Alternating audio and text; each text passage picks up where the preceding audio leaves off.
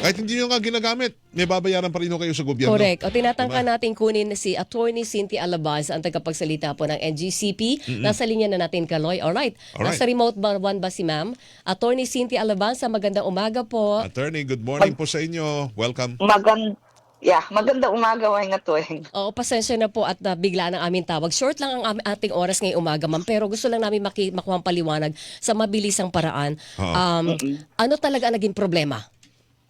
Well, kombinasyon yan ng mataas na demand at mababang supply. Kung yun ang pinakamaikli explanation. Opo. Yun.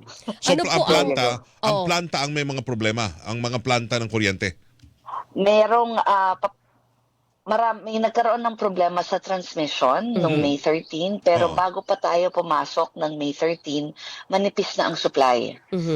Noong May 12 pa lang at nakarang mga araw, higit sa 20 planta ang naka-unplanned maintenance shutdown.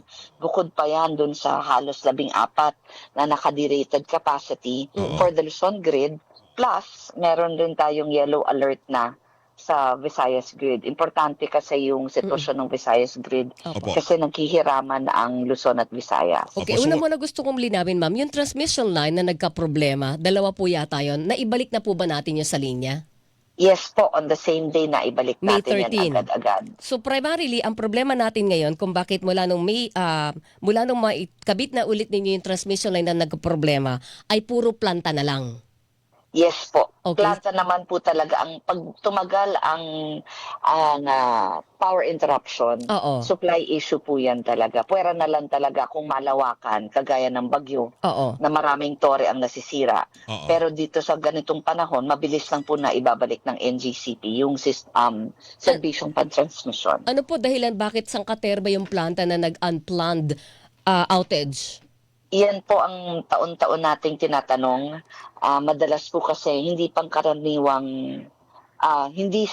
it's not unusual na nangyayari na maraming mga planta na naka-unplanned maintenance shutdown.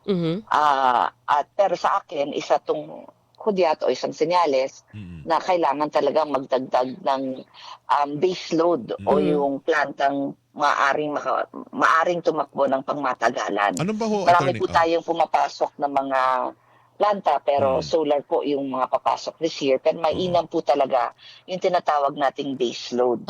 Ano ba yung base load? Anong ibig sabihin nun yan, Attorney?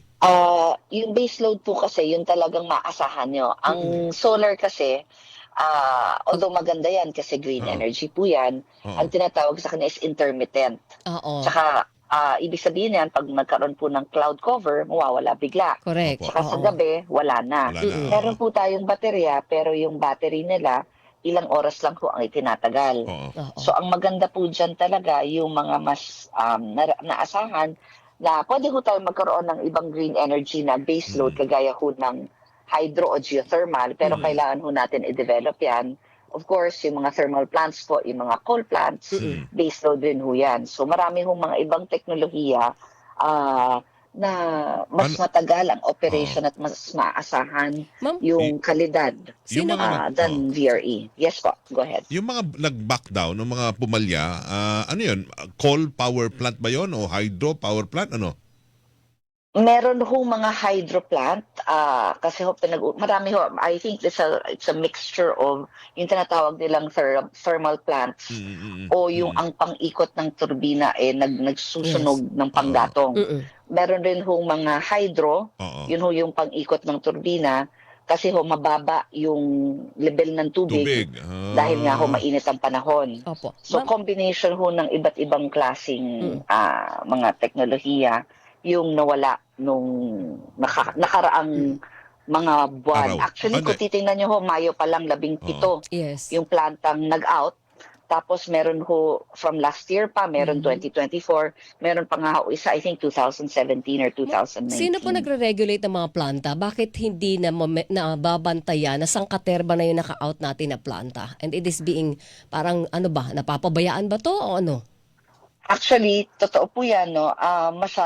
Hindi napapansin masyado o hindi nabibigyan ng atensyon na unti-unti nang naagnas yung pasobra sa supply. Ang NGCP po, wala po kaming authority over the power plants. So ang tumitingin ho niyan po talaga ang naahensya ng gobyerno ay ang Department of Energy at ang Energy Regulatory Commission. Okay, ito na lang huling tanong ko, ma'am. 2 minutes na lang. Magkakaroon pa rin ba tayo ng yellow and red alert? Ilang araw pa ito tatagal? Kahapon, na-aggravate yung system, may mas malaking plantang nag-out. So, Okay. Opo. ano yan, nabdagdagan pa yung kakulangan. Okay. Pero I think early in the evening, nakabalik na siya, plus two of the 4 smaller plants affected nung transmission outage. Okay. So with that, baka wala tayong, hindi ko pa nakikita po, hindi pa dumarating yung outlook for the day. Oo. Okay. Baka wala tayo for the weekend. Ay, salamat. Inaasahan natin na makabalik yung Batangas plant Oo. by today. Kung mangyari yan, magiging normal na yung sitwasyon at wala na tayong makikitang alert coming into Monday. Okay. Unless, number 1, hindi po makapasok yung Batangas plant or may dumagdag pang plantang biglang pumalya. Wag naman sana. Okay. Sige. Attorney, Yes, Alright. pasensya sa sana wag. short notice, Opo, pero opo. maraming salamat, ma'am, sa oras sa Thank you, pagsagot ma'am. sa amin. Yes, salamat po at magandang umaga. Good morning Alright, po, salamat. attorney. Cynthia Alabanza, magandang umaga po sa inyo. Spokesperson po ng National Grid Corporation of the Philippines, NGCP. Ayun. So wala ho, Hilingan, walang pinopro